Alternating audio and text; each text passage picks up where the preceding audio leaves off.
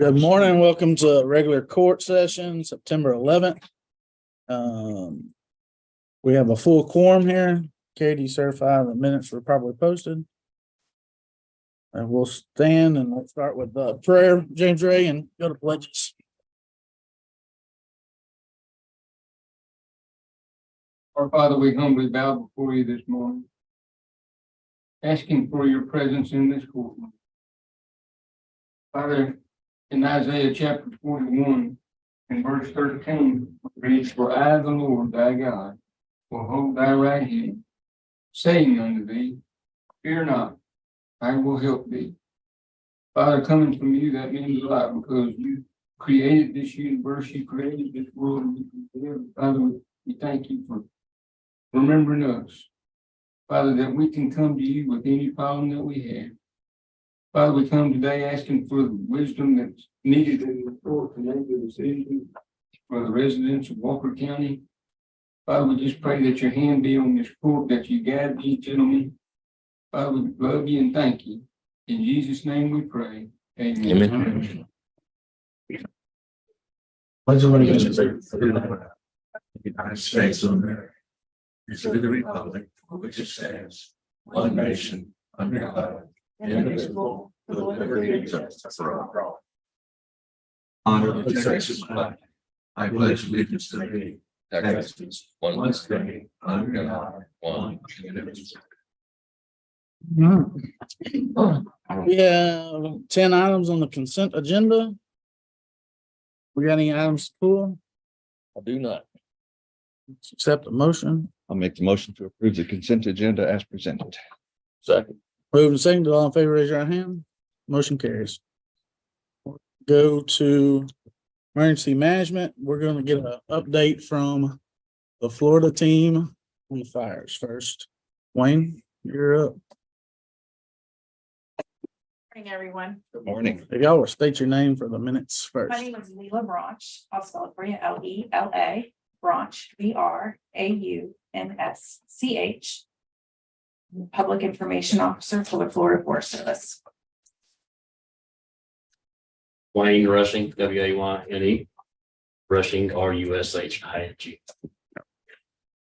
Have at it. Give us all the information. There we go. So I'm here to let you know, kind of, a lot of folks want to know why we're here and what our job duties are. So when they call in a incident management team, we're assigned to a fire and we perform duties as suppression activities, firefighting operations, monitoring and patrolling fire lines, and mechanical movement of fuel. So that means that we're for the safety of the residents and visitors and the fire as well. But that being said, I want to introduce you to Wayne Rushing. He is the incident commander. There you go. Thank you, Leila. So first off, we want to say thank you for all the support from the residents and the communities around. I mean, it's been outstanding from you guys, the support that you've supplied with equipment, manpower, whatever it may be. So we're really grateful of that. We've never been anywhere and been treated like we've been, and this is second to none. It's going to be hard to go anywhere else. I can promise you that. But we appreciate it. So we'll start off with the game preserve. As you know, it's looking really good. 4,428 acres. It's at 95% containment. Probably going to hold it there for a little while to see, this reburn potential. And I think everything looks good, but there's always that question. So we want to make sure that we're doing our due diligence as far as working the crews and resources out there that we have. So the Gibbs, as you know, it caused a little bit of uproar a couple of days ago. Got a lot of resources out there on it, widening the lines, trying to make it where hopefully we don't have to worry about that again. There is some reburn going on inside the burn. They'll see a little smoke. You'll have a little concern. I understand, but we got plenty of resources out there doing a lot of good work. And thank you for the county equipment that you've been able to use on that. So then the Collier 2, which is in a neighboring county, caused a lot of issues yesterday. We're managing that fire as well. We have a lot of resources on it today. Have a lot of air resources on it last night. Everything's starting to look really good on it. So they're going to hit it pretty hard today, and we should be in pretty good shape on it as well. All right. Y'all have any questions? I don't have any questions of y'all, but I mean, that guy in that chopper yesterday, or lady, whoever it is, they are A+ at putting that water where. I don't know how they hit right there perfectly every time. Yep. And it's Every that's lone pretty time. common, but there is some that may miss it pretty good. Yeah. Yeah, we have some really good firefighting resource providers. Yep. Well, and while y'all are on this, I had Sonia put together a list of kind of everybody that was involved. So it ended up being a very lengthy list. And, you know, it's hard to thank everybody, all of y'all for sure. The fire departments, all the VFDs were at the game preserve fire. We had just an enormous amount of help. Carrie was out there, her bunch was 9 o'clock one night out there still making sandwiches, you know. It was just it's good to see the community come together. You know, I mean, we had people from Madisonville, down there at one point in time. Like I said, all y'all's bunch from Florida has been great to work with. The U.S. Forest Service, Texas Forest Service, all the OEM, CERT, they were, I mean, just outstanding as far as getting resources to everybody. So I don't want to go into a long list because I know we'd miss some people. So I'd like to thank everybody for me and Ronnie both, because it seems like both of them are always in our precincts for some reason. Yeah. We're blessed with the fires. Blessed with the fire. Hey, I want to echo that. And Yeah, I mean, we didn't lose we lost some deer camps, but we didn't lose a single house. there's some outstanding work that's been done. And to see, and I know you've seen it, people to be outside of their normal duties to be able to fill equipment with fuel or whatever it may be. And that says a lot about you guys. It says a lot about the citizens in this county. I mean, that you don't see that, and we don't see that. So we're very, very grateful for the hospitality that we've received. So far. Well, we appreciate y'all leaving your house and coming to help us. Right, and we're glad to be here. Yeah, and you're welcome to Texas if you get tired of Florida. The judge tells me that. So thank you guys. Wayne, can you touch on just a minute on clearing up some issues that people put out there of why y'all took over the scene and how that relieves our locals to respond to the next? Yeah, absolutely. So, you know, we were brought out here by the Texas State Forest Service, and because they're overwhelmed. I mean, there's a lot going on in your state.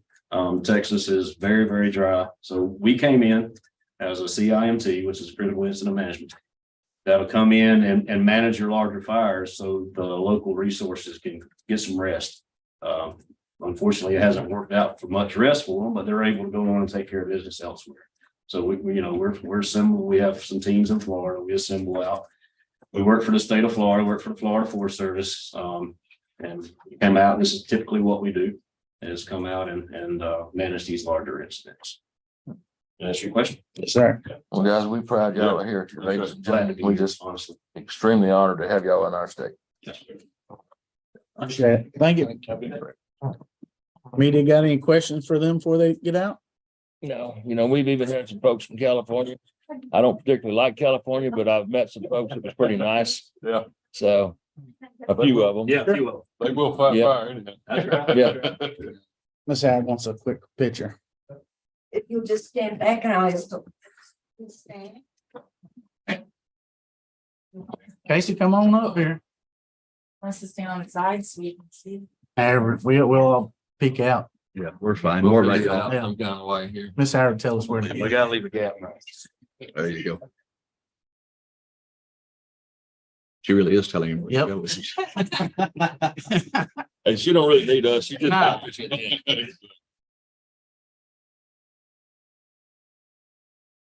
Pull me up, Miss Howard.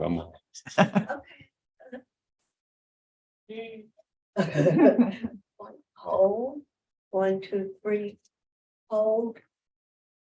Hold. Thank you. Thank you. All right. Appreciate you. Thank you. See y'all later. In case. Thank you. All right, we'll start with number 11. Discuss and take action on OEM project fund purchases. Mr. Davis.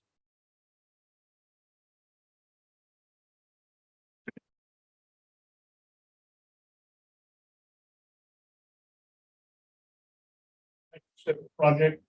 Yes. Yes, sir. We have received project money and it's from FEMA reimbursement that is administrative money that Sherry did most of the work on.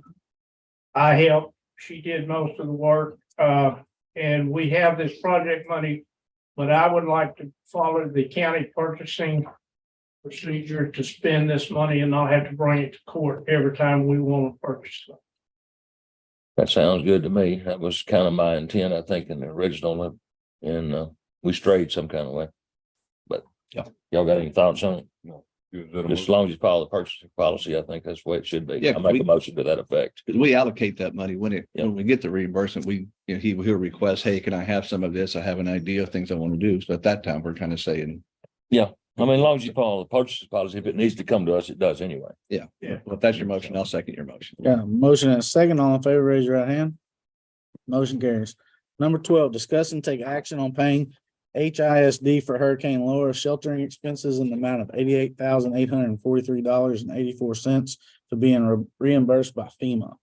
You've seen in your backup, you have a copy of the MOU that we have with the last day on that.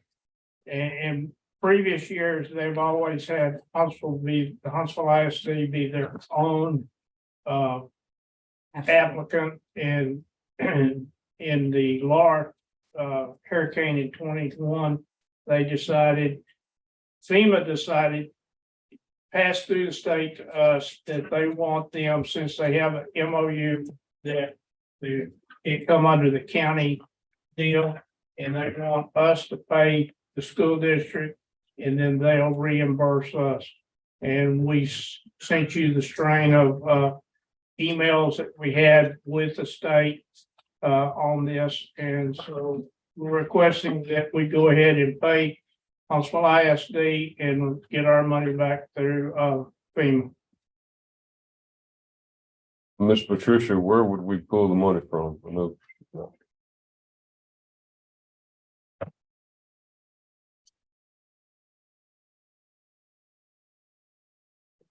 Ms. Allen, can you hear us? Oh, I'm sorry, I was muted. The money could come from project contingency. And you would make sure that we don't let this fall through the cracks, I assume. I think OEM is working on that. I think the only question would be that if for some reason some of the money was denied, how would that be handled? In my thoughts, if something gets denied and we don't get reimbursed the full amount that we pay out to ISC, there needs to be agreement that they give us that money back.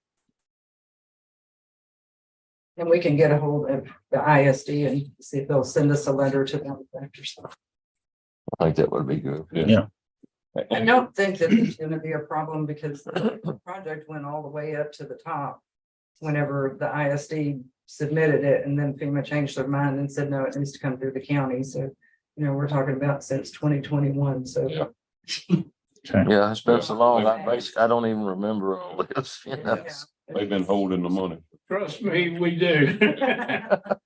I know y'all remember it, but that's kind of, Well, and most of Behind this me, was money that was, I guess, from sheltering and. Sheltering, they had to pay overtime, they had to bring employees in, on their material and labor that they turned in to FEMA to be reimbursed. And we have all their documentation. I didn't want to bother y'all with it because it's just, you know, time sheets and showing everybody's time, and all the materials they purchased and food and all that stuff, but we do have it in our files.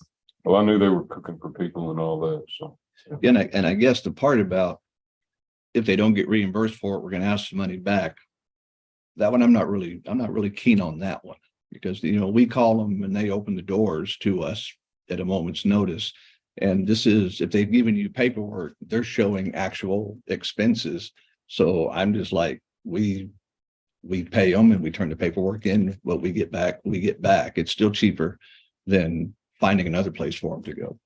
Because the school, if I'm in the school, like that could be one of those hard field deals and you're like, sorry, we're busy this time. Then you got a problem. So, yeah, that's kind of my thoughts too, because if we actually are the ones that initiated them. yeah, we called them. It's our bill. Yeah. Yeah, I request that they open as a shelter.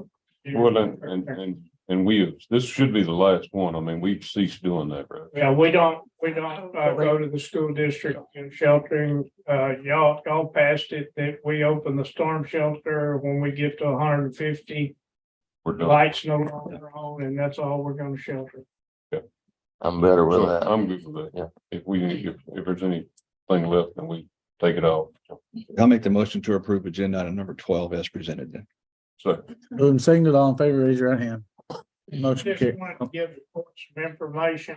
Last Friday, our app went live on, if you have a smartphone, you have a dumb phone like Commissioner White had.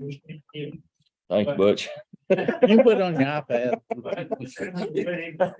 That was nice.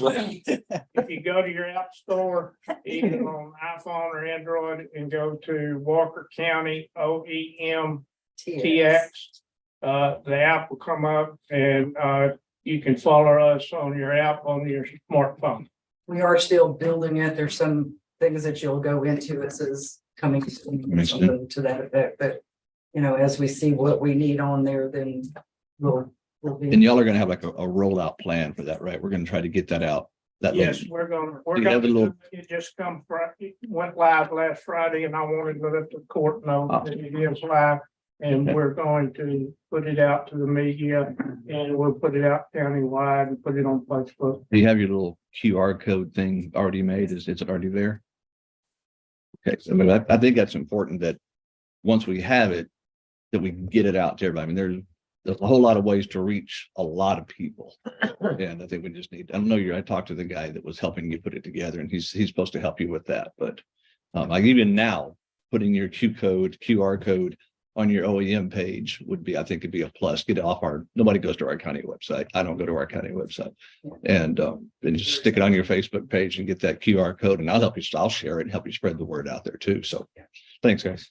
well, and again, thank y'all for the fire. Y'all Absolutely. have put in enormous amount of hours. You and Sheriff. Yeah, I know. I see all of y'all out there, you know, and see the Your whole judge crew. out there. The CERT team, you know, people don't realize all that stuff is voluntary, you know, and people are giving up time to come out and help. Yeah. And it's not just during the day. I mean, they're there all time of night, so. We can call our CERT team anytime and, you know, they're right there. Yeah, most of them. Yeah. Some of them are retired, but there's a lot that, you know, still work full time and, you know, so whenever they can devote their time and after hours, whatever, they come out. Good program. Appreciate it. Thank y'all. Yeah. Yeah. We kept you out all weekend too, Butch. I know you did, because I seen you. Constable Precinct 4, number 13, discuss and take action to purchase a new light bar package for our current patrol vehicle. Mr. Marty. Trying to save paper, I got this electronically, so we can talk. What, you don't have the. You want it? Yeah. You want it?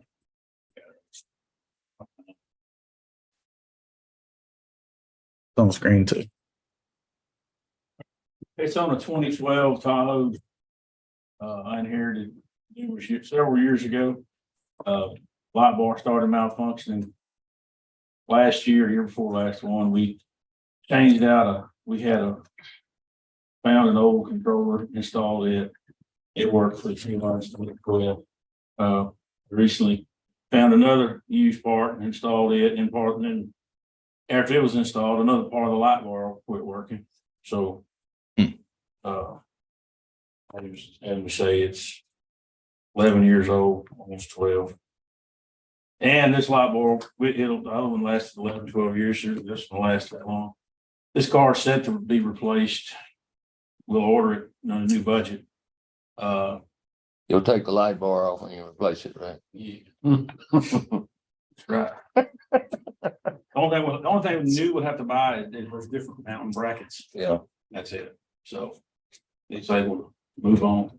Well, you know, over the last 2 weeks, you know, I gotta say something, right, Chief? Sure. Nothing against you, but those light bars on their vehicles at night inside these fire lines are blinding as heck to all of us. And it makes us say things to some of them guys that they finally cut it off.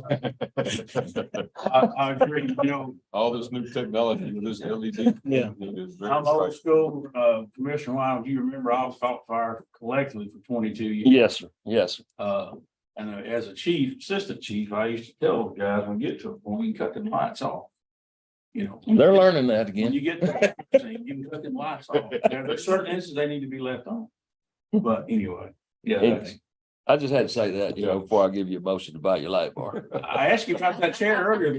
I feel the chair's working, so. That's my motion. Second. Moving seconded, all in favor, raise your right hand. Thank you, Judge. Motion carries. 14, discuss and take action on the install new service window for JP3 to be funded through facilities projects. Larry? Last of the projects. I received a message from Ms. Allen that we wanted to move forward, getting the additional quotes. This is looking at $7,600 even to install a twin window at the gym. It would include, well, it's a 1/1/8 laminated glass, counter drop through and a new countertop to come out into the hallway to match what's there already. We didn't already have something out there in place, Larry, or not? They have a single window now, but they requested this because they have 2 clerks. Okay. I was thinking we'd done something for them once before. Yeah. Yeah, so it's been several years since they did that one, and all that was done on the last project there was to upgrade the glass to an impact glass. Yeah. There's not enough room at the one window for the 2 clerks to work and service the. Okay. They've been walking around the hallway and Okay. I'll give you the motion to do the $7,600 window. I'll second that. Moving seconded, all in favor, raise your hand. Motion carries. Thank you, Mayor. Number 15, discuss and take action on the adoption of the 2023 sheriff's and constable fees for compliance with the Texas State Comptroller's Office. Aaron? This is an annual renewal that we do every year. These are the constable fees for the foreclosures, things of that nature that go on. And as of now, there are no changes to what the current schedule is. It'll be effective October 1. I'll make the motion to approve agenda item 15 as presented. Moving seconded, all in favor, raise your hand. Motion carries. Number 16, discuss and take action on record management plan, records archival fee, vital records fee, and record management and preservation fee. Just a quick PowerPoint overview. Y'all, some of y'all like kind of getting an update as we do these fee changes and stuff like that. The present inventory of the records of the county clerk's office. In case some of you don't know, we do maintain records in 3 mediums. One is paper, which is books, file folders, and things of that nature. Second is microfilm, and the third is digitized images. We have records dating back to 1846. Until 1986, records were separated in different volumes rather than filed in the official record. Prior to 1986, the record was separated by volumes such as mechanics lien, deed record, deeds of trust. Now they're all in one book, so it's a lot easier for the public to view. And this is just kind of a summary of what we have going on and what is digital as of now. That's awesome. The plan summary, the majority of our records are paper-based and used daily by the public.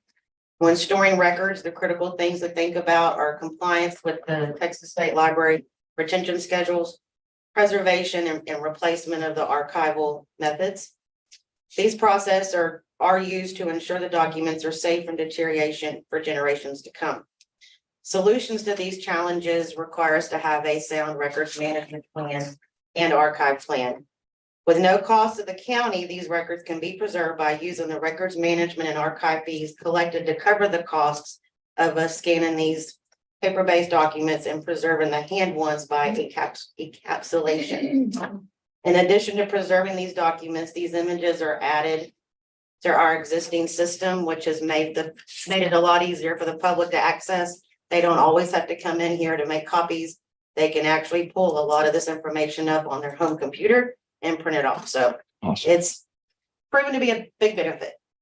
This is just an overview of the projects completed. For those of you new on court, the first photo is what the 4th floor used to look like.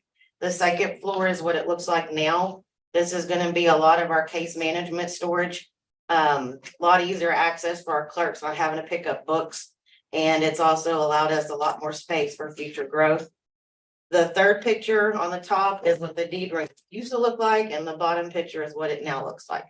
So we've come a long way on getting these books where they're at. The laws governing this, the county clerk's archive, local government code section 118.025. This is the fee for records archive, and it is a designated. Go back to laws. Okay. It is a designated account for the county clerk. It allows the county to assess a fee up to $10 for the preservation of older records filed with the county clerk. The vital fee, the health and safety code 191.0045. The Bureau of Vital Statistics may charge fees for providing services to the public with maintaining the vital statistics system. The county clerk may collect a fee not to exceed $1 for preservation of vital records. And the records management, local government code section 118.0216. This is designated and is to be used only for specific management and preservation, including automation. This is an overview of the records management account. Currently, this is through July 1st of 2023. Some of the expenses that you see on the previous years were the preservation that we have worked on. We have roughly $349,000 in the account with the projections of what we're going to spend and what we're going to bring in for 2024. We're looking at about $375,000 in that account. Next slide. Interest is up quite a bit. These aren't interest bearing. They're not. You get interest on here. Oh, yeah, sorry. That one is the archive ones. Oh, maybe they both are. My bad. I apologize. The archive one, currently have about 267,000 in the account, projected to be about 387 with income next year. So at the end of this year, going into next year, we're looking at about 750,000 that we can use on the projects that we have for the clerk's office. And just in case y'all don't know, 750,000 is a lot of money. And we've been hoarding this stuff since October of 2013. But to preserve one book, you're looking at close to $5 to $6 grand. That's where they go in and they take the pages out. They make sure it's bug free. They put solutions on it and then they encapsulate it. So the process is very expensive on what we still have left. Next slide. This is an overview of what's been accomplished. Phase 1. We had a lot of the books were done, a map was done, indexes were done. Phase 2, kind of same thing. Phase 3, we got into the rest of the land records and into the commissioner court minutes. What we're starting into now is more of the vital records, the assumed name, cattle brands, DBAs, birth, death, marriage, because all of that stuff is permanent record. And again, all of this is being able to be done without having to raise the tax rate or come to y'all and ask y'all for a lot for bukus of money. Awesome. So I'm asking for y'all's approval of us to be able to keep going forward with this for the records management fee at 10, the vitals at $1, and the archive at 10, which would be effective October 1. Any questions? Not for me. No question, but I'll make a statement that very few of us get to do anything that lasts forever. And your stuff lasts forever. So in the future, they'll look back and at this time and say, that was pretty major. So congratulations on what y'all are doing down there. And I'll make the motion to approve agenda item number 16. We did not put a funding source for change. You just say, well, and there again too, it's also a program that doesn't cost the taxpayer anything. It's a fee that you impose on the user that benefits the longevity and keeping up with all this. All right, motion and a second. All in favor, say raise your hand. Motion carries. We're gonna go back up to number 13. And we'll get a new motion. We forgot to do a funding source on that. Okay. For Patricia, you out there? I thought it was coming out of his. Yes, I am. Well, he did I would say his say budget. general Did you say your fund, budget, Gene? You didn't say your budget, did you? Sir, This light bar? what? You need the funding for that light bar, or do you have it in your budget? I need the funding. That's what I'm decided with. Okay, where are we pulling it from, Patricia? general fund contingency. All right, I'm gonna include that in my motion to approve from general fund contingency. Moved and seconded, all in favor, raise your right hand. Motion carries. I'm just trying to help you, Jane. Thank you, sir. All right, number 17, discuss waste station located in Walker County. I had this put on there because I do have several concerns. One of them we're not gonna talk about today because I didn't get the information due to all the fires we've been on lately. And I'm still waiting on some information to come back for that.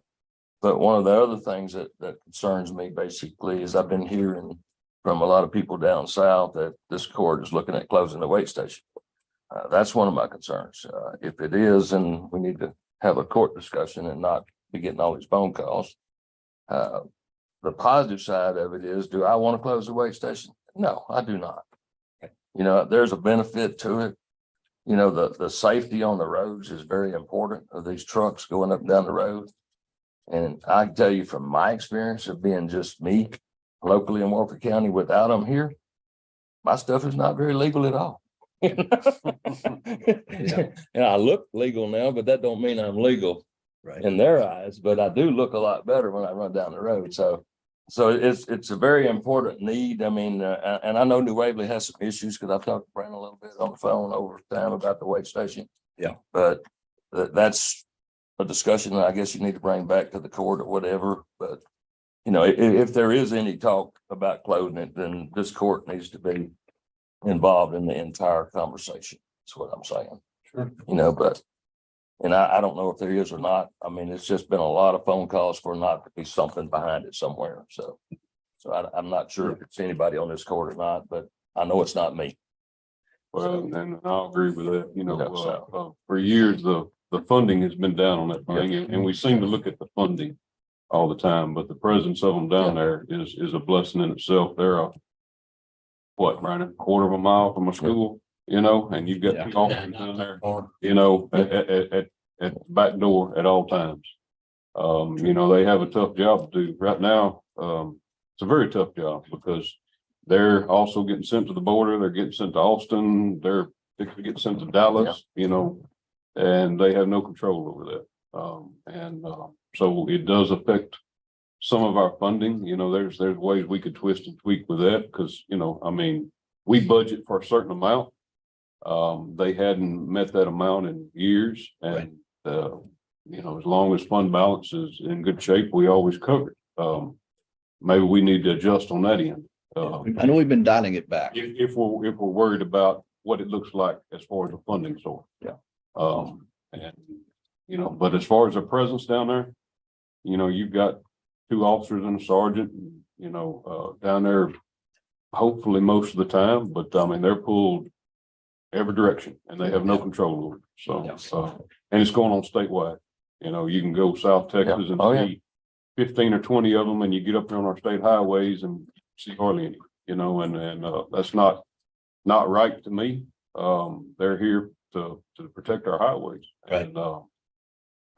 And licenses weight is here for the commercial vehicles, but that's not the case right now, and kind of out of our control, I would assume. So Yeah, when I first come here, I mean, the funding was pretty high from that, and it's never been about the funding to me.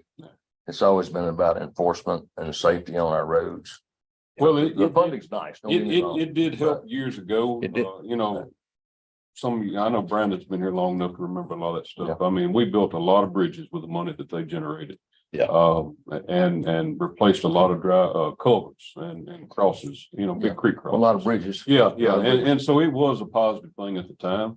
That side over there did it. It has. I didn't call names because I'm one over here on this side, but nevertheless, it did benefit Walker County as a whole. Yeah. It did. I'm gonna get out of y'all's way. It benefited Walker County as a whole, and it was a good program, and you know, it has slacked up, and that's all right. You know, that's our problem. It's not theirs. Right. You know? And their job is to keep the highway safe, and make sure that we don't, have as many casualties, wrecks as we would, as many commercial vehicles as we have running up down 45. The discussion that I've had with quite a few people is just the amount of traffic that it produces in the southern. We have a abundance of commercial vehicles that run up and down right through our little town, and we have a traffic problem anyways with all the subdivisions coming in. More homes, more people. We just said it. We had a meeting this morning with our representative down there and to get hands-on knowledge of what's going on.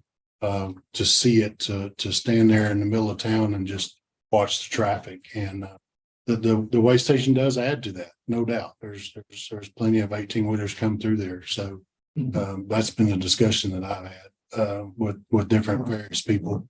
I think we had one last court say, that they wish it would be closed down. I understand it is a revenue stream. It does cause problems, but it also has its benefits and has its merits as well.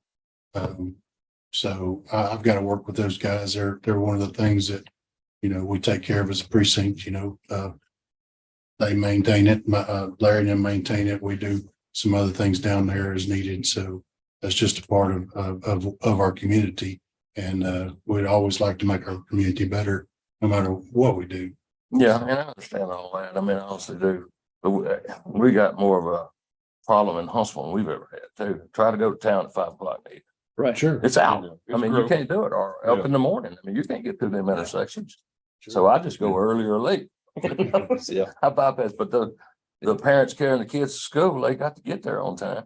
Right. So it's an issue for all of us. Yeah. And then you seen me down there this morning because I just kind of looking to see what you're talking about. Yeah. But at 7 o'clock, what did it look like then? Backed up. Was it because of the trucks or trucks and the traffic mix? Combination of everything, it's not just one thing. You couldn't just do one thing to make it better. We're working with TxDOT to get more lanes, more signals. That's the whole point of having the Representative Cassell down there this morning to show him. I mean, when you take 150 coming in from San Jacinto County and it's backed up for 2 miles this morning on just a normal morning, we've got traffic problems, and there's a lot of 18-wheelers that come that way, but there's a lot of houses. I mean, y'all know the 150 corridor is the one that's getting the most subdivisions. Y'all have seen the Manors, Beach Creek, the Deer Forest, some other properties that have been bought and they're working on that we've already had contact with, and it's just going to get worse. Yeah, where's the city involved in this down there? How they're involved? Because City's been at every meeting that we've had. Yeah. So they're on board to do whatever to help us. We're looking at, maybe trying to getting a little wet far from the weight station, but maybe trying to do a transportation study. That's what the state's requesting of us, but those are very pricey. Well, let's still weight station tied in because of the traffic, but Sure. so I don't see why we can't discuss it a little bit, but I don't know. I seem to think they ought to be the lead dog because it is in the city of New Waverly. Yeah, I think so too. That's just kind of what, It's a state highway. and it's a state highway and the trucks have a right to be there. Right. There's no reason for them not to go through New Waverly if they don't want to go through there. If they do, they just drive through there, but we have nothing to stop them from going through New Waverly. There's no law or anything in effect at this point, so. Correct. Unless, Yeah. I don't know what the city can and can't do, but the city of Huntsville can send you around. Yeah. But So we went down that road with the truck route with the city, and I say we went down that road just because I was involved in the meetings. The city has went down that road trying to get a truck route established through town. That way you deter your traffic around town. Problem is you got a cross section, and the city limits, like the biggest thing that would help would have a truck sign in Montgomery County, right, where the trucks would have to get on I-45 at Shepherd Hill, right? So put a truck route sign there. TxDOT said, if you'll do this study, we'll go for it. The city put money in, did the study, had the engineers come up with it. Everything looked good. We got to the very end and they said, oh, no, we can't do this because it's not, the city didn't have any jurisdiction outside of the city on the state road. So we're working with our legislature to try to figure that out or change that or get us some kind of way that we can do it, because it's out of the county. It's in Montgomery County where that entrance is, right, which they were for it. They didn't have they sent letters of approval. They're okay with it. But but after the city spent all that money to have the engineering done on that particular deal, the state come back and said that, no, we can't do that. So the city has a vested interest. They have been putting money forward, but that's why we don't have a truck route through town now. Now, if y'all remember back, several months ago, we did the oversized, load limits at a certain time during peak traffic Right, hours. yeah, I remember school doing that. hours. Did that go forward or not? We did real good. The city, we did ours on the state roads up to the city limits, and the city did theirs within the city limits. It's worked great. When we have the rush hour traffic with the school traffic from 7 to 8 in the morning and from 3 to 5 in the afternoon, all those big loads are deterred. They're not allowed to come through there. Quentin helped us formulate some of that stuff and got it over there, and it's worked wonderfully. So grateful for that. Yeah, well, like I say, I go back to this. I mean, I know it's a problem, but they have a right to be there unless we can figure out how to make them go around it. Those trucks have a right to come through there too. So I believe in my rights. Sure. So if I want to drive a truck through there, I should be able to do it. I mean, your local people are doing it anyway, Sure. you know, so why can't the other? We want to detour them only? I mean, that's what we're looking at doing. Yeah. You know, so figure out how to make it legal where they have to go around us. Yeah, That's what I'm saying. I'm glad it's on, because I was getting the same calls. In fact, I visited with him last week about getting calls and wondering what's going on down there. So I think I'm with you there until there's a law that says they can't. It kind of stinks, but they can go through there. And I think the city should be the lead dog on the thing. At least they're in the conversation. It sounds like they are down there. Okay, so they should be the lead dog on the thing, and we should be. I'm all for supporting them and helping them, but I don't know that we have a financial interest in anything down there. If it's like, say, it's a state highway going through a city, that's the two entities that should be talking when it gets down to the plan. But and I think, I don't know how much information y'all was talking to could provide to us via a little FYI, because I think we need to know if the conversation is, hey, we're going to go down there and say, we want to close this way station down. We need to know that, if that's a conversation, because I think we need to meet up here prior to that and say, what is the opinion of the court? What do y'all think of that idea? Can we send these people down there with the mindset of leave it like it is? That's the opinion of the court. Or can y'all just say, hey, I'm just Brandon, I'm just Colt, I'm just whoever, just regular Joe citizen, and just reiterate through the conversation, you know, this is my opinion, it's not the opinion of the court. So I think that's important at that conversation, is that we don't represent whoever's meeting. I'll just say you, because you're sitting down there, you know, you don't say, hey, Walker County wants to close that way station, because that's not the case. It may be the case, but you don't know that's the case. Or, hey, we'll help y'all move it north of town. Well, that may not be the case, because we may not want to move it north of town. It may happen, but there's things that if you're going to go down there and look for a position to talk to them about, that we could come up here and visit up here at the court level and say, we could entertain this, or we could talk about that, but we have no interest in this or that. Or like I say, just fall back to, this is just my conversation. It's not, I still got to go get 2 other votes to make this happen. And they hear that where they go other places too. So I mean, I do that when I talk to groups, and some, you know, it's just me, and I got to have a couple of more. So anyway, I guess it just is what it is right now until they figure out what's going on down there. When you talk about safety of the trucks and making our community better, if a truck was safe and he didn't have any problems, he'd stay on 45. That's not necessarily true. Most of them. I'll disagree with you on that. Well, but just the aggravation of being stalled out for a while is enough to make me go around the wait station if I'm 100% legal.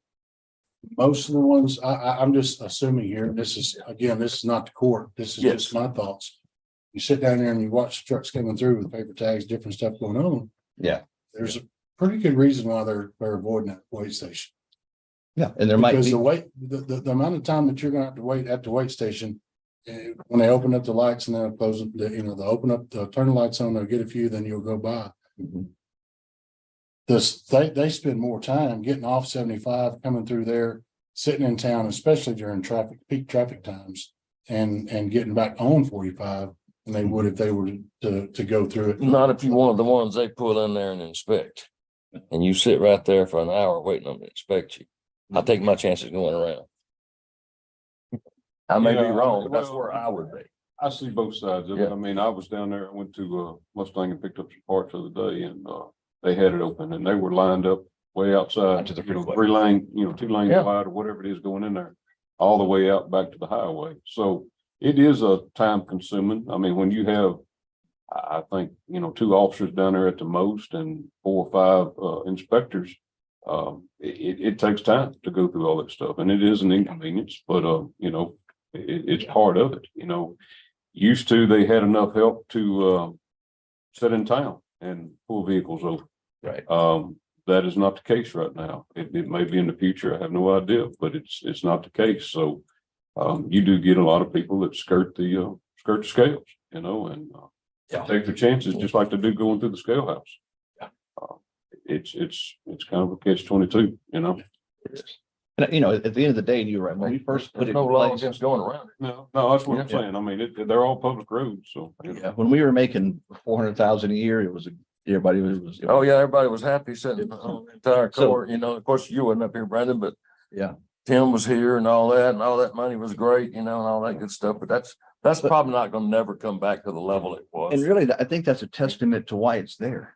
You know, at the end of the day, Which is a good thing. it's cheaper to fix your truck than it is to pay the ticket. Yeah. Yeah. So it'd be nice if they didn't write a single ticket. It'd be, you know, we pulled over 5,000 trucks last month and everybody was safe and legal. That'd be an awesome day.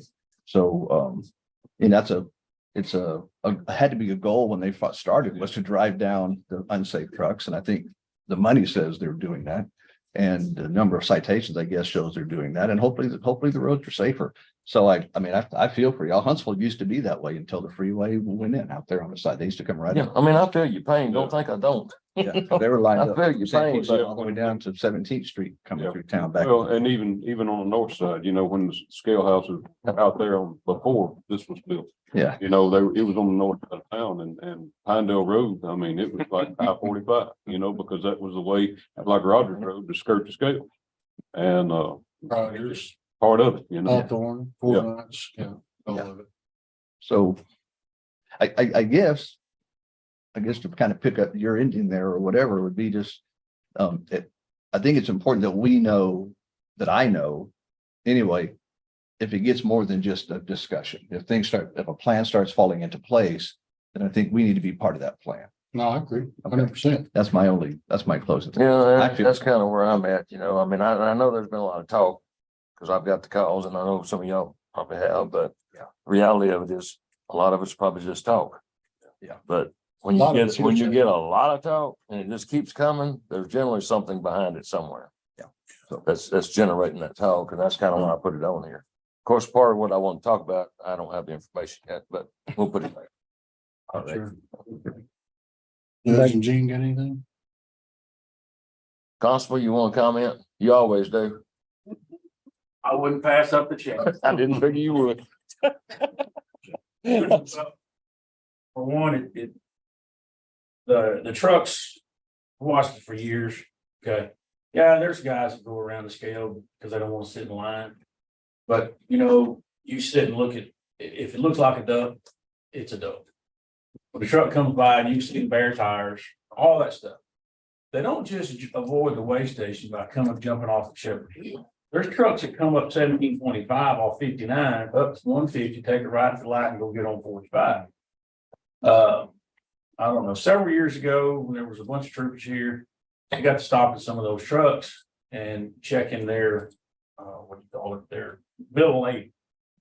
Those trucks are coming from Beaumont area, should have been going up 59, but there's a weigh station on 59 up there around Tennessee Hall somewhere. So those trucks, if they get off in Cleveland and come up 1725 and 150, and wait and take a ride at the light, they've avoided 2 weigh stations. They go on up 45 and then get back off, you go east, I forget what. When a weigh station's open, it's not only impacting the state roads, it impacts some of our county roads. Because that weigh station's open, they come up 1725, they're gonna catch Hawthorne, go over to 1375. Some of them take a right and go around and go 4 knots to a mill. Some of them go take a left and go up to 2793 and hit 75 and then go back north. So it impacts not just the state roads and the community, it impacts our county roads as well. And we talk about, clogging up areas, and you mentioned Huntsville. Yeah, Huntsville is, It's awful. it's horrible. The thing of the problem in New Waverly is there's only two main veins. You need to go 75 in or out of town, north or south. Or you're gonna go east, you gotta go 150. So and it's not just a weigh station, okay? It's not just a weigh station impacting New Waverly. It's in the morning, school traffic at 7:10, traffic loads up at 7:50. It's in the afternoon. It's 3:10 to 3:15 to 10 minutes before 3:50. It's done. But if you have weigh station open at time, you have one. The great thing we got done was that wide load. It seemed like it never failed. Once a month, there'd be a super wide load hit New Waverly at 2 o'clock and get hung under one of those lines. And then, we got school traffic to deal with. It's not just a weigh station. It's not just, well, we're trying to get tech stock to do. I say I'm in on the meeting just because I direct traffic. I don't have a fun in anything. We trying to get them to do some more things, simple things. I got them to extend the length of the light, the westbound light of 150 by 10 seconds, and it made a huge difference. Our traffic from 30 seconds to 40 seconds made a huge difference. But we've been telling for years, if you give us a left turn, they're finally, we got their ear, they're listening, they're looking. The city's there involved. Brandon's been there supporting them, because we've been in talks for years. You've been in talks ever since I've been sitting up here. Well, I was on city council up until 2007. And every time we would talk to them about something, they said, we need to do a traffic study. They should have a room of traffic studies over this, 4 foot tall. But they've finally done some things in the last 5 years that's made a little difference. But there's still a lot of work to be done, a lot of things to be done, and they're really listening a whole lot better now, seems to be. But Well, like I say, I feel your pains, but I'll just go ahead and say this. I do everything I can to avoid those weigh stations. That's just me.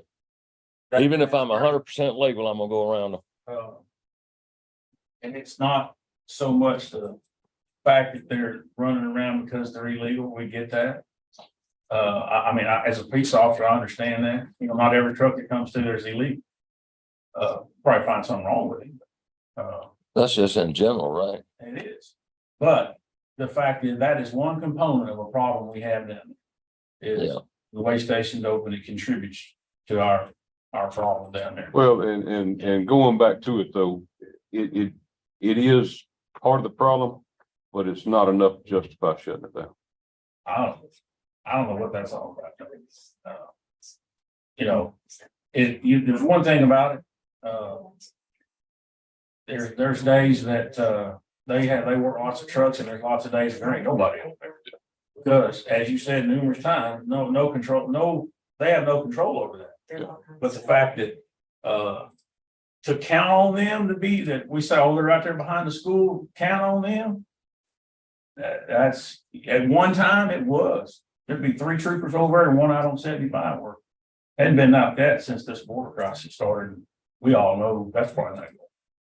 So who knows when those numbers will come back over there, be helpful. I hope soon, but I hate to see those guys have to go down there, honestly. Yeah. Anyway, that's my 2 cents for it. Thank you for letting me talk. Hey, I appreciate it, Jane. I want to hear from you. I know. Judge Cole, you got anything? No, sir, I didn't. Okay. All right. Anybody else? Last chance. Will, you want to say anything? Well, since You look like you got something on your mind. since I took office in 19, the numbers were already down. We're not getting the volume that I've heard it did exist back when you were talking about when Pausell and then were on the court. We can prosecute what they give us. A lot of the, as far as these cases go, usually we'll have a package from an 18-wheeler that's out of compliance, and we'll nail them on a couple and dismiss a couple. But we don't have it's not the volume of individual cases that we used to have. And Quentin knows more about that too. And he saw it when it was a little bit bigger volume and it's seen it go down. But if they don't have people manning it regularly, the volume's not there, no matter what we do. So, but if they do start manning it and they do start writing more tickets, we will prosecute. Yeah, And I got people that can do it. We will get it done. But right now, it just isn't the volume that it was at one time. So the numbers are down, and I do agree with you. The purpose of traffic safety laws are to protect the public. yeah, it's the And enforcement part of it. a good side deal is money. I agree, and I wish we could do both. And with sufficient, cases coming our way, those numbers would go up. But some of that's out of our control just because of the border crisis and the amount of officers that are regularly working it. You had mentioned something about dismissing some tickets. Can you tell me what types y'all would dismiss as far as these safety violations? Do what? Oh. Oh, no, and you got a button with it. You got a button. It's a guy that's been handling it for a long time. Thank you, Quentin. For a decade, I have worked on JP. And whether it's Class C or a felony in district court, prosecutorial discretion rules today. The oath we take is to do justice. Our oath is not to get a conviction. It's not to levy a fine. It's not to send somebody to prison. Our job is to do justice. Many times that involves sending somebody to prison or levying a fine against them. And so that rules what we do.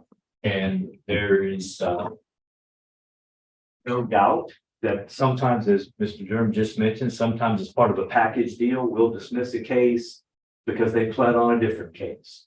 And we do that all the time. The other day in district court, they moved 85 cases in one day. Wow, 85 cases in one day. Probably 10 of those, maybe 15 of those were dismissals. There were some 1245s, that's a legal term. All kinds of things went in there, but we moved 85 cases and a whole lot of 17, 18 people still going to go to the pen. They're going to spend some time there. So we do that kind of stuff, whether it's in district court or in JP court, all the time. There's another caveat to JP court that doesn't exist in county court of law and district courts. They have a process called deferred adjudication. The JP courts, and the judge is familiar with this, they have a process called deferred disposition. A deferred disposition means that the person pleads not guilty or pleads guilty or no contest. They pay some kind of fine. They have to go some length of time and comply with certain conditions. At the end of that time, their case is dismissed.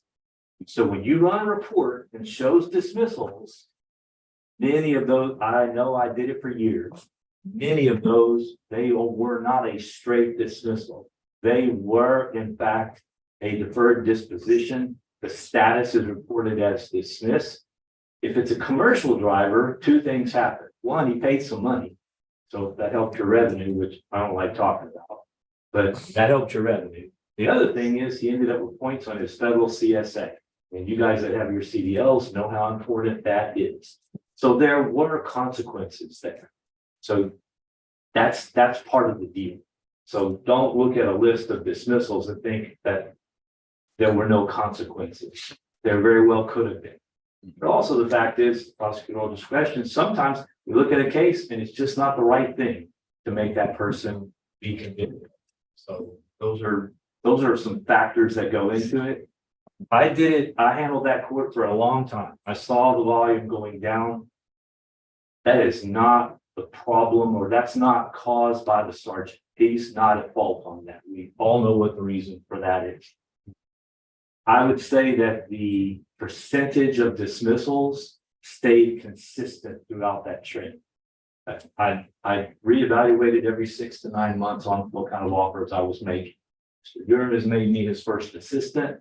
I spend time visiting with all of my line prosecutors about their plea deals. We're going to continue to reevaluate, but I don't think the percentage of dismissals have markedly changed over the years. At least they didn't while I was there.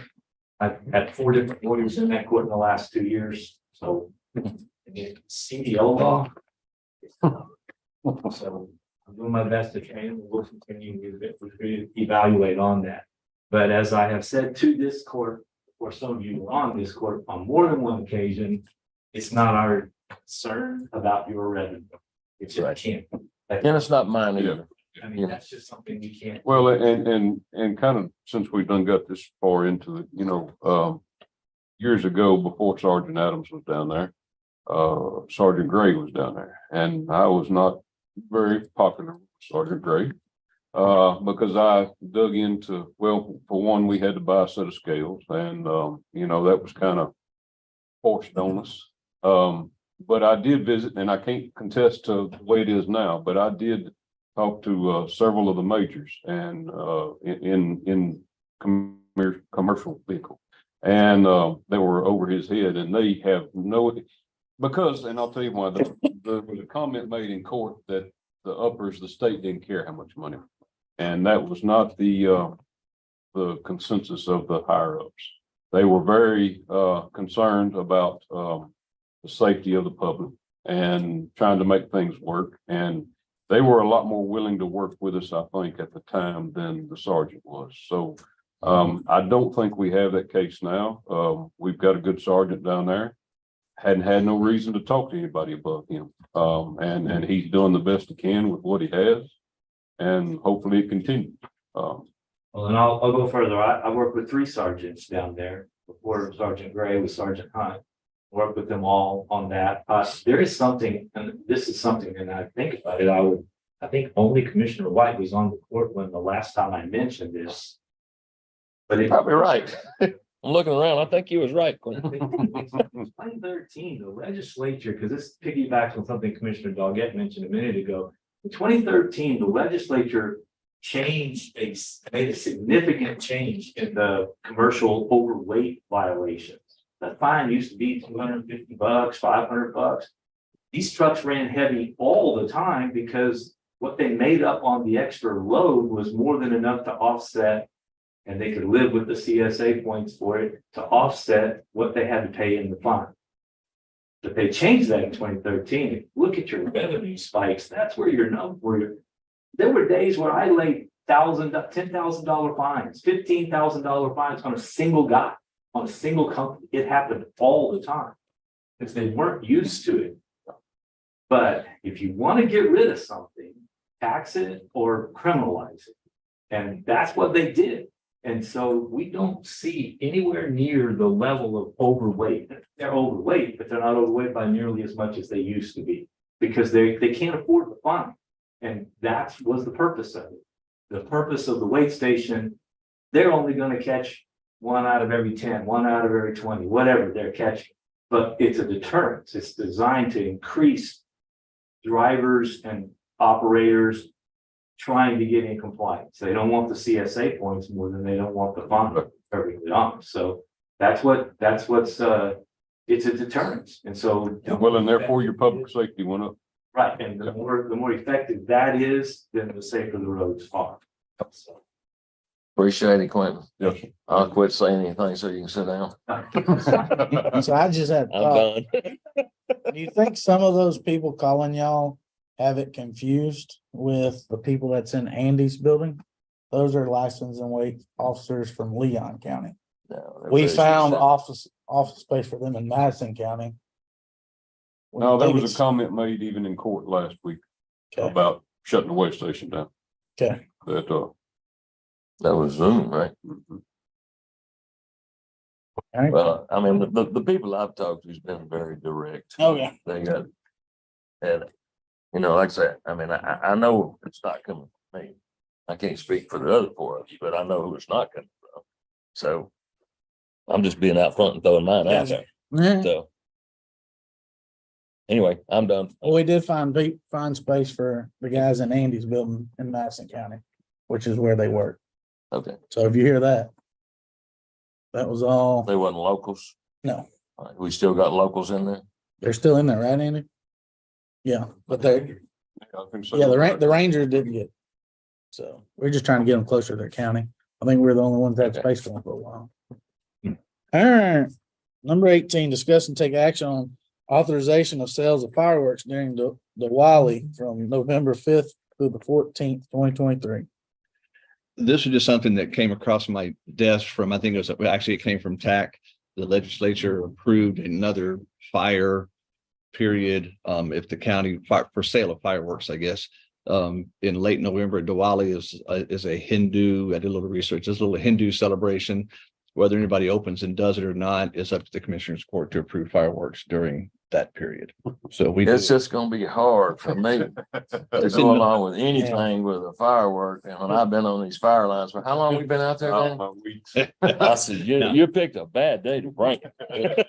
If you're gonna say, that's true, but we can wait if you want to let it rain. You're gonna have to. Well, I can tell you today, my vote's a no. Mine too. You bring it back when it's raining. Bring it back when it's raining. Then it's probably not a big deal, but it's Well, just you know, we done that, what was it, a couple of years ago on Texas Independence Day? I think we made it where they can, but nobody.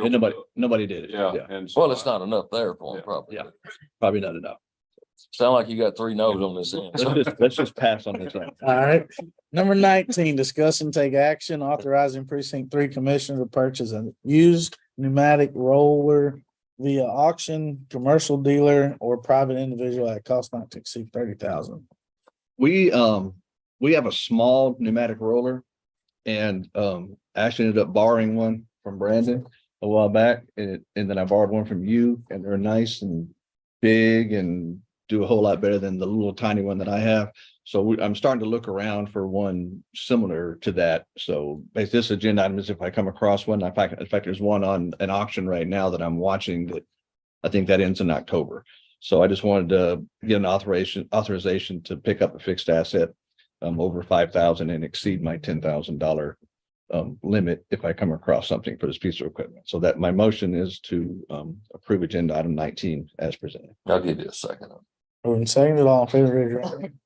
Motion carries. Like yours. Number 20, discuss and take action on facility request 2023-117 for Carolina Christian Camp to place an informational banner promoting Lone Star Lights in front of precinct 3 facility. I met with Lisa and Cherie from Carolina Christian Camp out there. Last year was their inaugural Lone Star Lights. Their attendance was almost 18, close to 20,000 people, mostly from out of town that came into Walker County. And that was, y'all remember Christmas last year, it rained from the time they stood there, were open, sign up until the day they pulled it back down, and they still got almost 20,000 people. This year, they're looking at hopefully getting 30 to 35,000 people to come out there. And one of the comments they had last year was people having difficulty locating the place. So they asked if they could put a sign in front of my shop in the grass. And to do that, I thought I needed to come to court and just get permission from them. I'm gonna look at Quentin on that one. You can approve it if you choose to. Okay. So my motion is to approve agenda item number 20 as presented. Moving second, all in favor, raise your right hand. Motion carried. 21.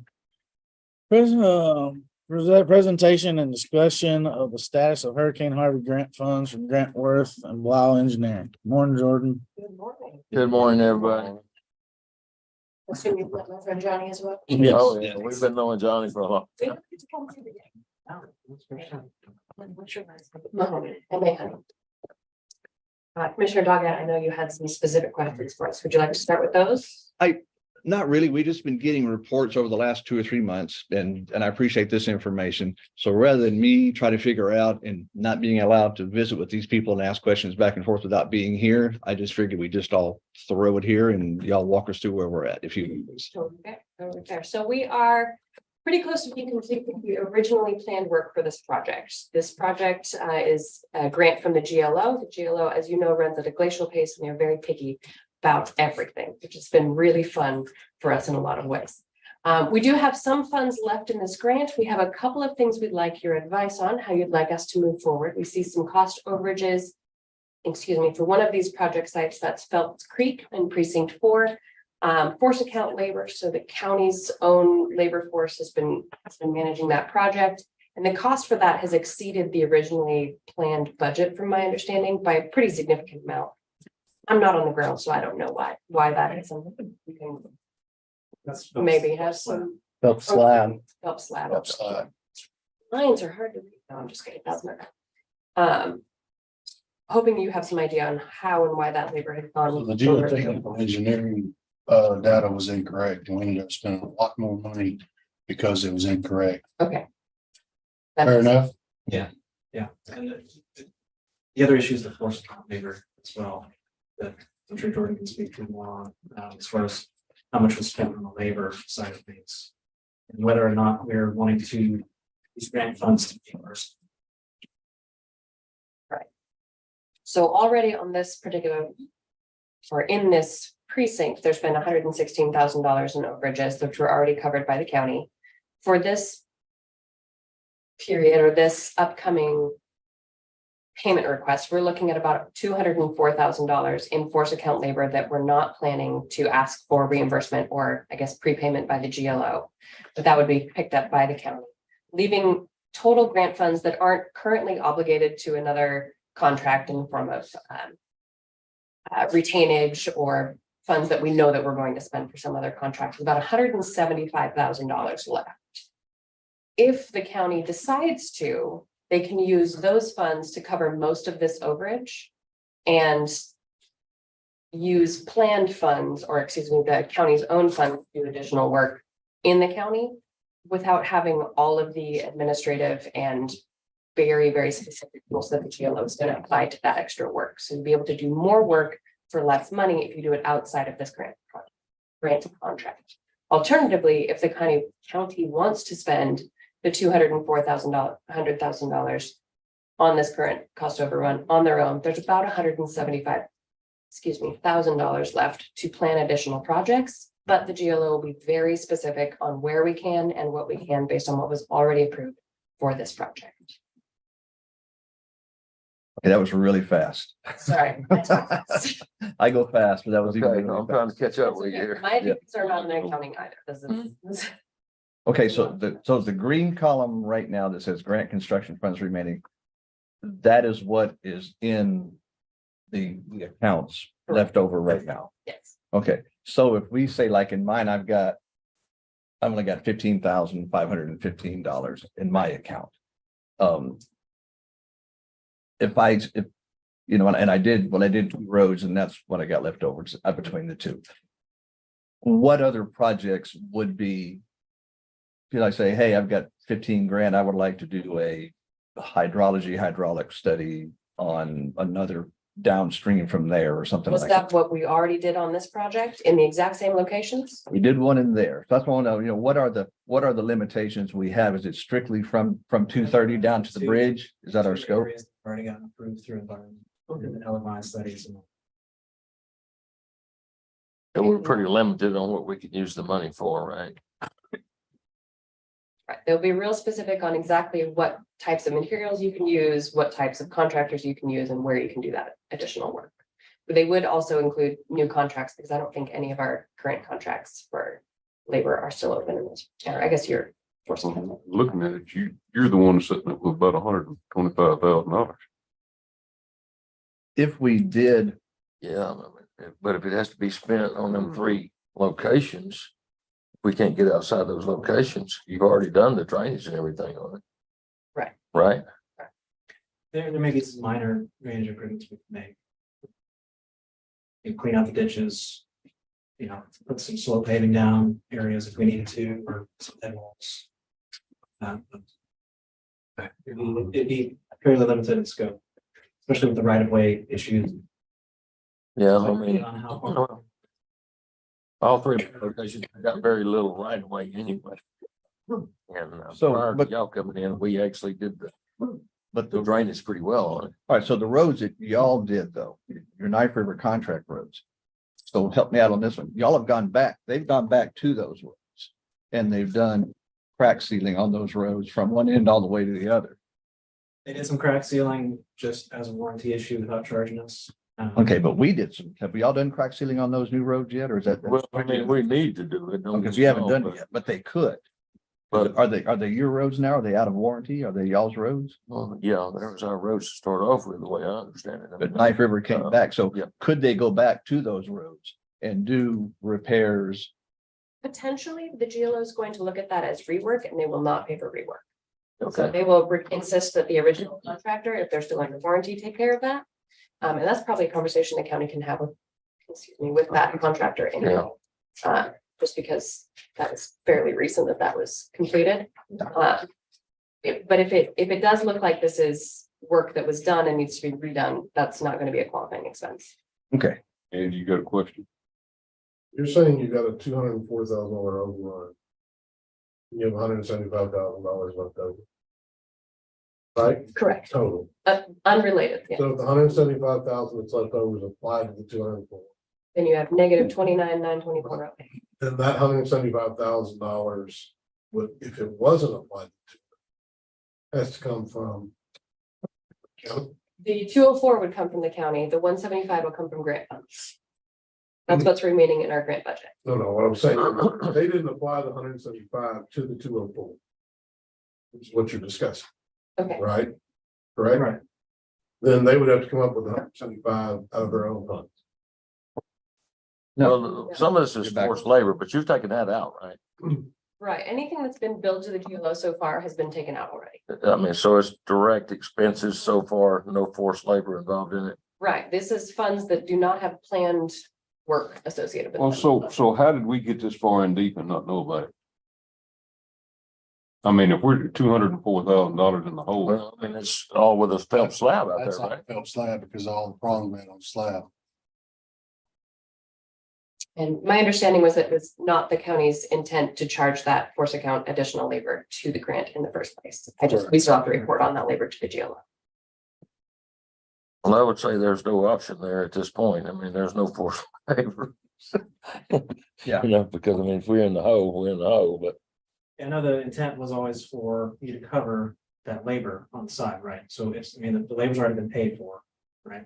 So the Labor's question already is- come out of my budget, yes. Right, so it's already been paid for by the county. So then the question is, do we want to use the remaining funds, the 175, apply it to that as reimbursement? Or do we want to try to use these funds elsewhere on projects that are contained within the areas that are? If we took the 175 and we covered stay with me on this one before y'all lose them. If we take the 175 and we paid it and paid down the 204 to just the 30,000 we would suck up. Once allocated to precinct 4, that would become Walker County money that he could reallocate to our precincts, split the money up equally. Right, and then you can spend that money. What's your thoughts on that? without That's what- strings attached. That's what I was trying to say. If What you y'all's didn't thoughts apply the on that? 175 over to cover that, then whatever money you don't apply, you're still gonna have all the restrictions of the grant on. Well, I don't want to give $175,000 back. I don't want to do that. no, that would be gone. I don't want to do that. I'd like that. To the GLO? I'd like to have it in my budget. Oh, What's what I'm saying. If we take the 175, You're gonna be able to keep it, though, don't worry. we cover, we do the 175. If that's the way to get the money into the county coffers, and then, so 175 divided by 4 is almost, it's about what, $43,000 a precinct. This just don't even sound halfway legal to me. I'm gonna have to talk to my legal man in the It's back. you know what, it's the same thing it did, well, it's the same thing we did with the ARPA money, you know, Yeah. we went through. That's Put it in the general fund and move. And then you move. Will keeps looking at me. I'm a little concerned. I think it's totally legit. I think it's the way to do it. If being that that the restraints, I mean, I was hoping we could say we could take this money and do like, I mean, I have drainage areas I'd love to have drainage studies done in. I would love to have them and I need them in 3 or 4 good neighborhoods. We should look at new grants. And absolutely. And I think we have one sitting down there now that we have a study in that one. But there's other areas that we need to have those in. But if we can't do that, and if we can't add to a project we've already got and all the restrictions are there, then if we can get the money into the county coffers and split it out equally, I could be talked into that. I'll probably get there, but I don't feel comfortable at this moment. And I hadn't heard Quentin say nothing too much back It does there. work. These are already reimbursable expenses Right. from the GLO. So Right. from a grant standpoint, It's no a shame. wash. No big deal, Nobody's gonna be worried about it. right? No big deal. like driving a trailer without a license plate on it, don't do it. Just cut around this way. Yeah. I do that every day, Gene. Tell them you need to take Hawko and drive on this. Some reason it just ain't feeling 100% right. How here. you feel about that? Well, the Huh? good thing about it is, again, do something like that, then we could take that money and go back and fix the minor problems that we have already on the roads. Yeah, I mean, I've got some, you know, I the mean, cracking we've got areas. crack sealing. That's a whole nother conversation that we'll have later, but, we're gonna have to crack seal them before this one. Yeah, yeah, You know, yeah, before you lose So, them. Yeah. I mean, it's money that we could apply back to fixing that. Yeah, put it back in your project where it belongs. Yeah, and I've got cracks on Coons and Plantation that I need to go fix and stuff like that. So we're really putting it back into the projects that. But you know, most of the money goes to precinct 2, right? Anyway, because it's mostly mine. Johnny didn't spend enough though.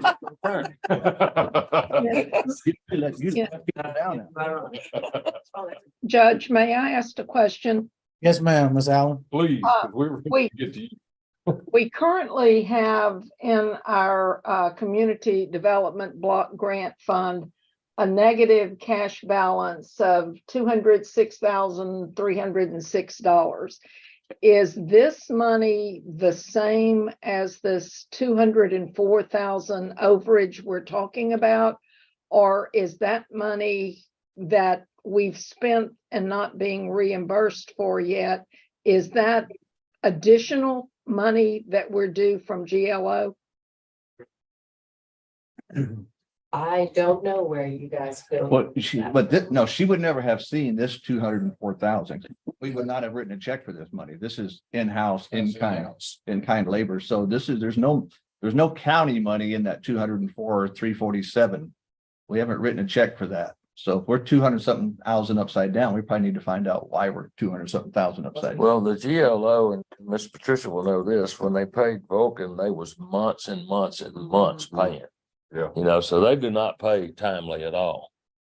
And that's one of the reasons, and I'll go ahead and go a little further with, is that we keep a healthy reserve because we had to pay all this up front. You know, and then wait on reimbursement. Yeah. Yeah. Same way we did with slot and all that. Right, yeah. So. Okay. That's a good question. For sure, I don't know the answer to your question. Well, it can't be. We do know the answer. It's not. It's not, Yeah. yeah. It's not. That's No, that's reimbursement there. We're waiting on. So there's outstanding reimbursements still coming, evidently, that we're still sitting on. Right, we haven't even been allowed to submit our current job, which has quite a few invoices in it, because we're waiting on the extension and the additional funds allocation for the GLO, which has been a remarkable waiting period. Okay. So that entire 204,347 overrun is all force account. Force account, labor and equipment only. The rentals are included in draw 11. Yeah. Which are in your packets, but not in this cute little picture. And for what it's worth, it appears that if the $174,000 is turned in as labor and equipment for Road and Bridge Precinct 4, that would need to be exactly where that money went. Now, whether or not court decides to do a budget adjustment outside of that money would be a discussion for court at a later date, but the money needs to be applied as requested, is my opinion. Exactly correct from a grant standpoint. Yeah, that keeps it clean. Mm-hmm. That we could transfer the money and pay the 175,053. 25. So that would be the motion to make the motion to use the 175,053.25 to cover the cost overrun 204,347.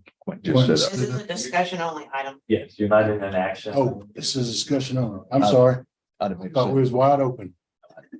I'd have done the same thing, so let you wait first. Well, that's what needs. that's Okay, what I so- think needs- so- And then we can do what we need to later, the budget adjustment. I mean, I make that, we can't make a motion and a thing, but we can definitely get a consensus before we move on with this thing. Is that something that this court is open to, is to allocate that money to the overrun and then allocate it back at a later court date? Back to precinct 2. Bracket 1 and 2 and Yeah. yeah. I am Having uncomfortable trouble with the numbers. and allocate it with the second half of that motion to allocate it back. I think Yeah, the we're not, that won't motion, be part of the motion, Patricia. You're right. It's gonna be two things, probably one meeting. And then once we get the reimbursement back, the actual check shows up. Then that's another agenda item, what we want to do with it at that time. I'm not even comfortable with that. I think the motion needs to be whatever you want to apply it. That money needs to be applied there. And then if court has other budget amendments they want to make, that needs to be considered separately. Yeah, absolutely. Yeah, that's what we're But I talking mean, about. We can get a consensus of the court. Yeah, it's not an action item today. So, okay, Okay. if that's the road we're going down, I It's go, hurting. that's the road I go down. Yeah. Yeah. I think it's the Like I best. said, the majority of it's Ronnie's, if he's willing to move forward and Brandon ain't gonna try to hold it hostage. Well, I mean, there's three of us I know, take it away from him. We got no problem with it. I don't do roads, so y'all duke it out. There you go. There you go. The only other thing that has been discussed by the court, and I don't know if that's eligible under this money or not, was the improvements at the storm shelter. That was talked about as an alternative project. I think that's in the next budget. The next grant we have out there right now, it's a part of that one. I'm not even allowed to read that one yet. I'm just- So yes, that's not part of this one right now. Us, this discussion, I think we have an idea what we want to do going forward. So I'll We're get an done? email with that summary and we'll work on getting a draw that includes that 204 for reimbursement. In addition, I've got a super update for the monitoring GLO saga that has been a delight for all of us as well. Thank you again for taking my call a couple days ago. My CEO and the powers that be at GrantWorks have opened up a dialogue with the Texas Commissioner, General Land Commissioner Don Buckingham, and they are working closely to develop a very specifically worded letter that will help hopefully get the county's concerns up higher than the monitoring and auditing department at the GLO, so that we can be heard and have a more logical discussion than has happened so far via all the letters back and forth. But I don't have that letter for you yet, but as soon as I have approval on it, I will send it to you for your review. Sounds good. All right, thank you. That's all I got. Appreciate it. All right, you got anything? You good? Covered it pretty well. All right. Appreciate it, guys. Thank you. All right, number 22, discuss and take action on Texas Association of Counties Walker County liability renewal for fiscal year 2023 through 2024 for Walker County coverage at a cost of $206,854, and for the 12th and 278th Judicial District CSCD coverage at a cost of $3,556 with policy revisions as noted. Any questions on that? I just had one. The list of equipment listed is vehicles that drive down the road with a license plate. So, and I think you and Lucy had talked about, but I didn't really get her. I left before I got the answer from that was, what about the equipment that rides down the road without a license plate? We have a separate policy. That one was passed. Y'all approved that in June, I believe. Okay, Mobile all right. equipment and property is on a separate one. This is auto liability, Okay, and it has increased from 183 up to the 206. That is just, like everything else. yes, correct. All right, thank you, Alec. Appreciate it. I make the motion. Go ahead, I'm sorry. I had one question. So there is a vehicle in here, and I guess I'll get with Ali later about it, that I have a question about. But the process, I'm assuming, we've changed the process in how we're even making claims with this, I'm assuming. I mean, are we still going? So is it still going to you solely or to your office and then going to purchasing? Or is it strictly with your office? It's gonna be a cooperation of both. Purchasing has been making the claims as they did before. We were just not being notified. As far as it going to insurance, I'm the one that has been corrected all the discrepancies and made it up to date as for what y'all are specifically approving today. Was the drivable vehicles on the road.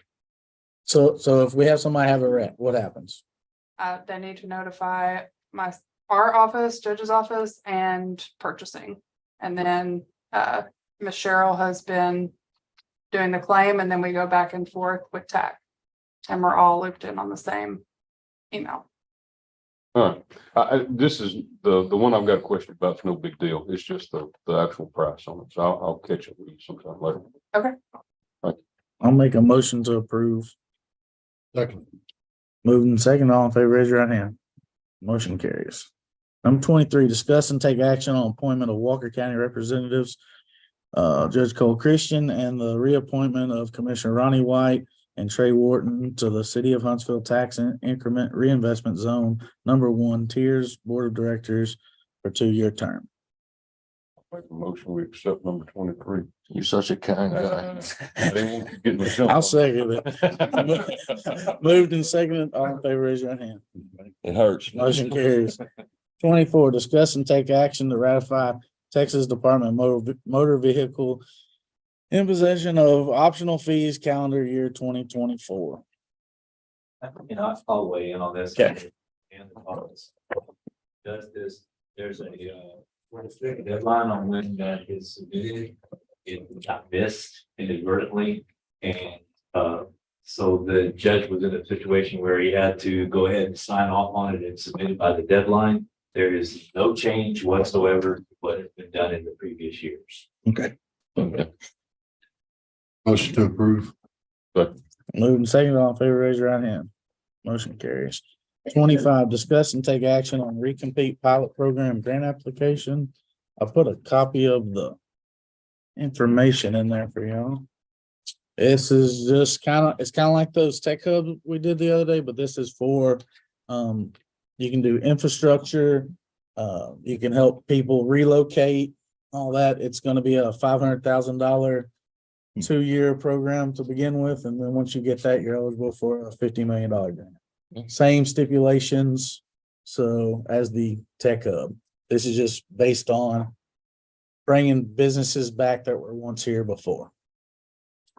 So So is it something we do here at the county or what? So we're working with Sam Houston on this to do some of the educational side of it, because we don't have a grant writer.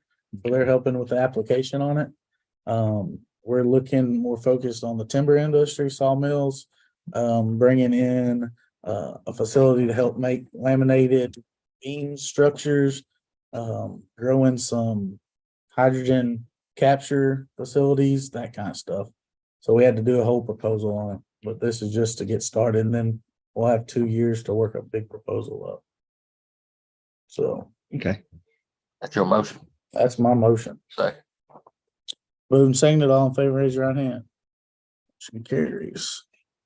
26, discuss and take action on disturbance of unclaimed capital credits in the amount of $17,601.10.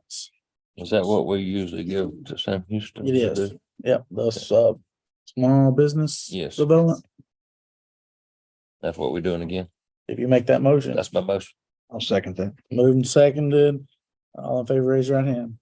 Motion carries. I'm gonna turn it over to Mr. White. Andrew. Like you up. He's after that. No. He's just booking. He didn't out. That's All what right, it you is. say. All right, number 27. Discuss and take action on Ty Phillips' request for variance to section 5 of the Walker County subdivision regulations regarding amending plats to be allowed to proceed under section 232.010 the Texas Local Government Code to convey portions of platted lot VI, whatever you call it, meets and bounds description for lot 16C of the Buckhorn Acres subdivision, Thomas Robert Survey, comma, I'll put that in there for y'all. A-771 Buckhorn Acres Drive, Precinct 4. Andy. Okay, this is the original, if you guys will remember, several weeks ago, we did a 23201 for a corner of the same subdivision. Same family involved, as a matter of fact. This is another tract that they have that was divided. This is the original plat you're looking at here, showing plot 16C, showing it a little over 8 acres. Rich Jones. It's actually, Yeah, there it is right there. this is sort of what it looks like. They all 100% right. This is a 5-acre tract here in the middle, 3 and 1.56. And I know you do math, that's not 8, right? Well, the deed for this tract says that when they resurveyed it, they found out that the original acreage was acre, and 9.56 was the actual acreage. It's in the meets and bounds description. So what they're requesting is this original 5-acre tract was divided out of 16C in 1996. When it was divided, it effectively in 3 tracts, piece in the middle. They're asking for the court to allow meets and bounds descriptions for the 3 tracts. And for those properties to be allowed to be conveyed under meets and bounds without having to file a replat. So similar to similar application what they had done before, that was for 2. This is for 3. Like I said, the original split occurred in 1996, which would, for a trivia sake, was the year that we adopted the last subdivision policy that we had before the one we have now. Obviously, quite a long time ago. So are they selling it now or what's going on with it? Why are they? They haven't mentioned to me that they're in the process of a sale that I remember. It's they cleaned up that other one and it was a permit issue that brought it up. And I think they're trying to get it cleaned up now that they know they need to get it cleaned up. What do we do on the other one? It was the other one was.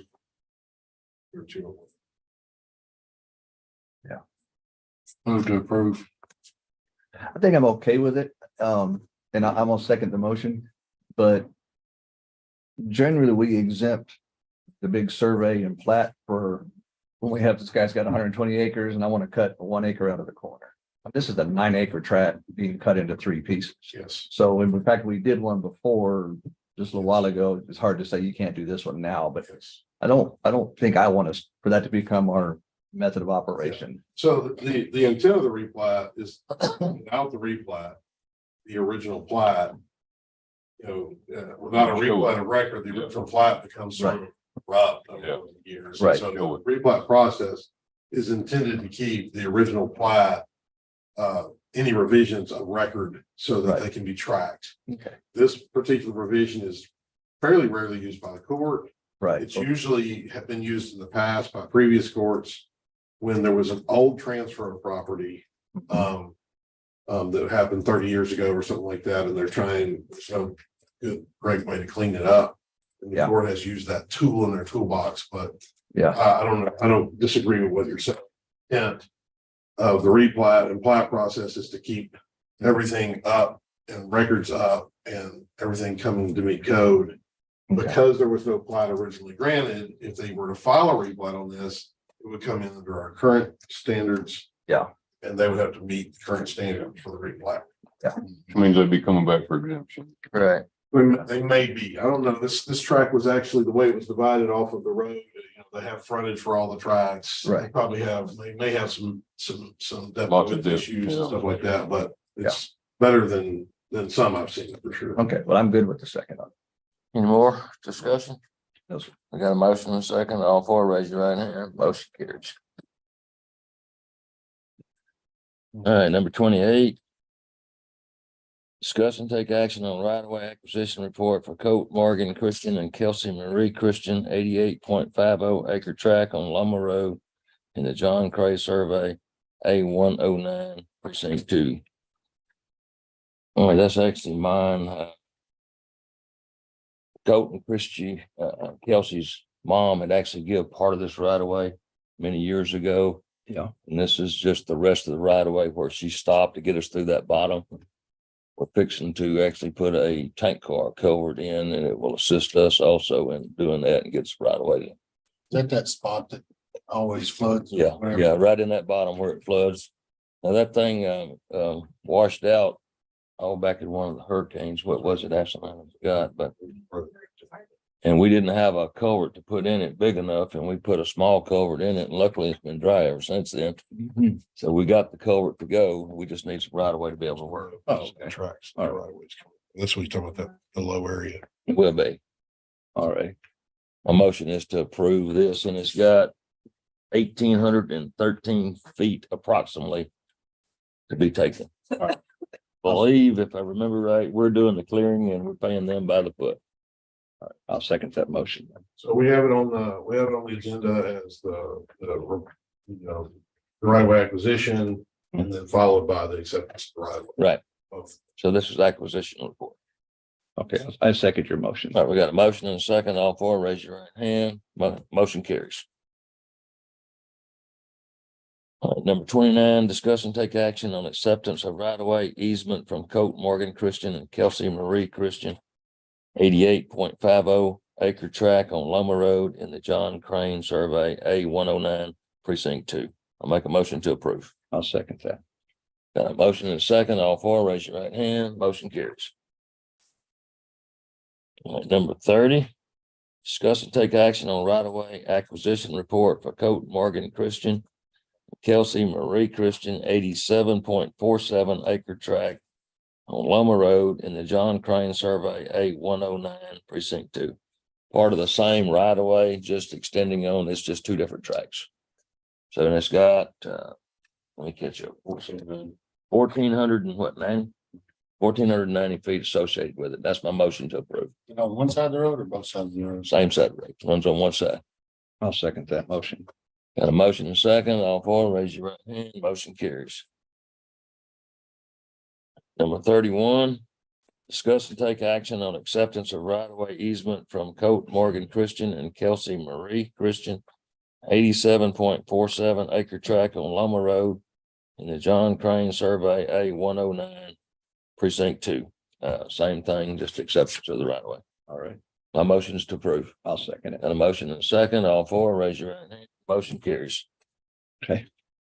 Number 32, discuss and take action on allocation of additional funds for engineering service contracts. And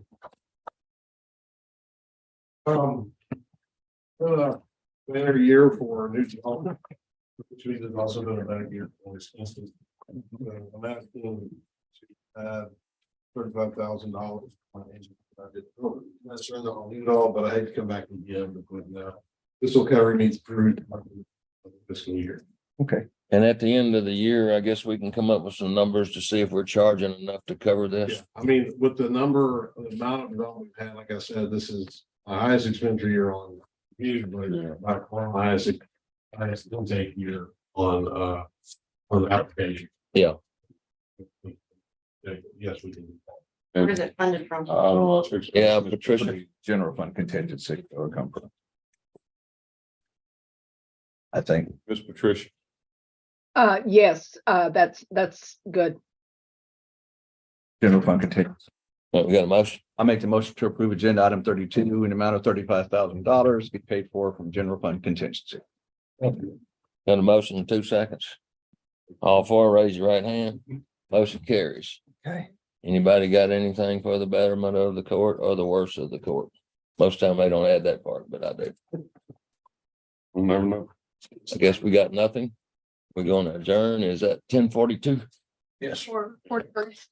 10:43? Just turn 43. We'll go at 40.